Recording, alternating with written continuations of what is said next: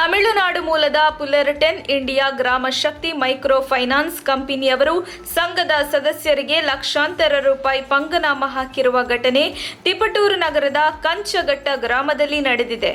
ಗ್ರಾಮ ಶಕ್ತಿ ಹೆಸರಲ್ಲಿ ರೈತರಿಗೆ ಮತ್ತು ಬಡ ಕುಟುಂಬಗಳಿಗೆ ಸಾಲ ಕೊಟ್ಟು ಕಂತುಗಳ ಮುಖಾಂತರ ಸಾಲ ವಸೂಲಿ ಮಾಡುವ ನೆಪದಲ್ಲಿ ಹಲವು ಸದಸ್ಯರ ಹಣವನ್ನು ಗುಳುಂ ಮಾಡಲಾಗಿದೆ ಎನ್ನುವ ಆರೋಪಗಳು ಕೇಳಿಬಂದಿದೆ.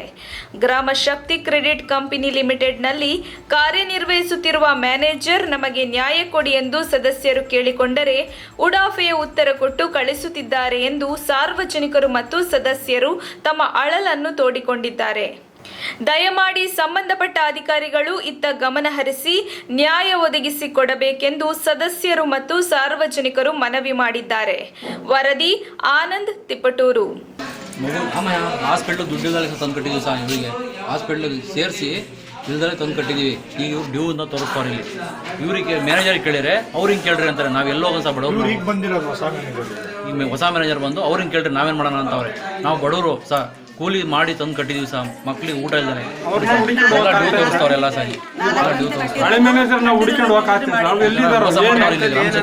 ಬಂದು ಕಟ್ಟಿಸ್ಕೊಂಡು ಹೋಗ್ತಿದಾರಲ್ಲ ಅವರು ಮನೆಗಳ ಹತ್ರ ಬಂದು ಕಟ್ಟಿಸ್ಕೊಂತಾರೆ. ಇಲ್ಲಿ ಬ್ಯಾಂಕಿಗೆ ದುಡ್ಡುಗಳು ಕಟ್ತಾ ಇಲ್ಲ. ನಾವು ಬೇರೆ ಕಡೆ ಎಲ್ಲ ಲೋನ್ ತಗೋಬೇಕು ಅಂದ್ರೆ ಡ್ಯೂ ತೋರಿಸ್ತಾ ಇದೆ. ಇಲ್ಲಿ ಬಂದು ಕೇಳಿದ್ರೆ ಅವರು ಸರಿಯಾಗಿ ರೆಸ್ಪಾನ್ಸ್ ಮಾಡ್ತಾ ಇಲ್ಲ. ಇವ್ರು ಕೇಳಿದ್ರೆ ಇಷ್ಟು ಕಂತಿದಾವೆ ಅವ್ರಿಗೆ ಹೇಳ್ರಿ ಅಂತ ನಾವು ಯಾರಿಗೆ ಹೇಳ್ಬೇಕು ಸರ್? ನಮಗೆ ನ್ಯಾಯ ದೊರಕಿಸ್ಬಿಡಿ. ಈಗ ನೀವೆಲ್ಲ ಪೂರ್ತಿ ಅಮೌಂಟ್ ಎಲ್ಲ ಕ್ಲಿಯರ್ ಮಾಡಿದ್ದೀರಾ? ಒಬ್ರು ಮ್ಯಾನೇಜರ್ ಇದ್ರು, ಗೊತ್ತಾಯಿಲ್ಲ. 2 ವರ್ಷ ಆಗಿತ್ತೆ. 4 ತಿಂಗಳು ಕಟ್ಟಿರೋದು.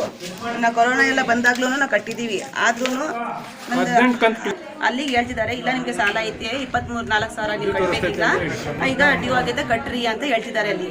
ಅದಕ್ಕೋಸ್ಕರ ನಾವು ಇಲ್ಲಿ ಬಂದು ಕೇಳಿದ್ರೆ ಮೊದಲು ಇರೋರಿಗೆ ಸರ್ ಕೇಳಿ ನಮ್ಗೆ ಗೊತ್ತಿಲ್ಲ ಅಂತ ಇವರು ರೆಸ್ಪಾನ್ಸ್ ಮಾಡ್ತಾ ಇಲ್ಲ. ಅವ್ರು ಕರೆದ್ರೆ ಅವರು ಕಟ್ಕೊಂಡು ಅವರು ಸರ್ ಯಾರು ಬರ್ತಾ ಇಲ್ಲ.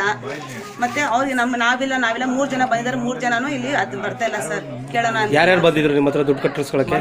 Manoj sir, Tilak sir, Nagaraj sir. 3 ಜನಕ್ಕೂ ಅಮೌಂಟ್ ಅವ್ರು ಬಂದು ಅವರೇ ಕಲೆಕ್ಟ್ ಮಾಡ್ಕೊಂಡು ಸೈನ್ ಎಲ್ಲ ಮಾಡಿ ಎಲ್ಲ ತಗೊಂಡೋಗಿರೋದು. ಡ್ಯೂ ಆಗಿರೋರು ಮೊನ್ನೆ ಬಂದು 3 ಜನ ಬಂದು ಕ್ಲೋಸ್ ಮಾಡ್ಕೊಂಡು ಹೋಗಿದ್ದಾರೆ. ಮತ್ತೆ ಲೋನ್ ತಗೊಂಡಿದ್ದಾರೆ ಇಲ್ಲೇನೆ. ನಾವು ಮಂಡ್ಯದಲ್ಲಿ ಇದ್ದಿದ್ದು ಮತ್ತೆ ಇಲ್ಲಿ ಬಂದಿರೋದು. ಈಗ ನಾವೀಗ ಲೋನ್ ತಗೊಳ್ಳೋ ಅಂತ ನಾವು ಹೋದ್ರೆ ನಿಮ್ದಿಲ್ಲ ಅಂತ ಹೇಳ್ತಿದ್ದಾರೆ. ನಾವು ಮಂಡ್ಯದಿಂದ ಬ್ಯಾಂಕ್ನಲ್ಲಿಂದ ಫೋನ್ ಪೇ ಮಾಡಿ ದುಡ್ಡು ಕಟ್ಟಿರೋದು. ನಾವು ಕೊರೋನಾದಲ್ಲೂ ನಾವು ನಿಲ್ಸಿಲ್ಲ, ಬೇರೆಯವ್ರು ನಿಲ್ಸಿದ್ದಾರೆ. ಮೊನ್ನೆ ಬಂದು 2 ವರ್ಷ ಆದ್ರೂ ಮೊನ್ನೆ ಬಂದು ಕಟ್ಟೋಗಿದ್ದಾರೆ ಅವರು. ಆದ್ರೆ ನಾವು 1 ತಿಂಗಳ ಪೂರ್ತಿ ಕಟ್ಟೋಗಿ ಕೊಟ್ಟಿದ್ದೀವಿ. ನಾವು ಕೂಲಿ ಮಾಡ್ಕೊಂಡು ತಿನ್ನೋರು ಸರ್. ನಾವು ನಮಗಿಂತ ಪರಿಸ್ಥಿತಿ ಆಗ್ಬಿಟ್ಟು ನಮಗೆ ನ್ಯಾಯ ಒದಗಿಸ್ಕೊಡೋದು ಯಾರು ಸರ್? ಅದು ಆಫೀಸಿಗೆ ಬಂದು ಮೆಣಿಗೆ ಹಾಕಿ ಸಾಯ್ಬೇಕಾಗ್ತದೆ, ಇಷ್ಟ ಕೊಡು ಸಾಯ್ಬೇಕಾಗ್ತದೆ ಸರ್. ನಾವು ಎಲ್ಲರ ಹೆಸರು ಬರೆದ್ಬಿಟ್ಟು, ಆಫೀಸ್ ಹೆಸರು ಬರೆದ್ಬಿಟ್ಟು, ಈ ಸಂಘದ ಹೆಸರು ಬರೆದ್ಬಿಟ್ಟು ಇಷ್ಟ ಹಾಕಿ ಕುಡಿದು ಸತ್ತೋಗ್ತೀವಿ ಸರ್. ನಾವು ಅಷ್ಟೇ 20 ಜನದ ದುಡ್ಡು ಸರ್ ನಾವು ಕಲೆಕ್ಟ್ ಮಾಡಿ ಕಟ್ತಿದ್ದು.